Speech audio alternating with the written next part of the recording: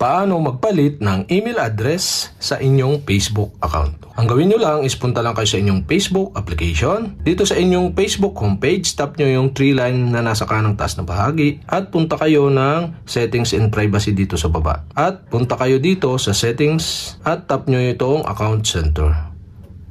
At kapag hindi nyo nakita yung Account Center, search nyo lang dito sa search bar, Account Center. At tap nyo na yung Account Center. Dito sa Account Center, punta kayo ng Account Settings section at tap nyo yung Personal Details. Dito sa Personal Details, tap nyo yung Contact Info. Okay, tap nyo yan. At yan, makikita nyo yung email address dyan. So, hindi ari natin yung deletein or tanggalin na walang kapalit na ibang email address. Kaya naman, mag-a-add muna tayo ng email. So, dito sa baba, may Add Email button. Tap nyo lang. At enter nyo dito yung email na gusto nyong ipalit. At once na ma-enter nyo na dyan yung email na papalit nyo, make sure lang na may check itong box dito sa kanang bahagi ng inyong profile. At tap nyo na yung next button dito sa baba. At may matatanggap tayong confirmation sa ating email address. So enter natin dito. At ito na yung code na natanggap natin. At enter natin dito. At once na ma-enter na natin, tap na natin yung next button sa baba. At successful na natin na-add yung email address. So close na natin. At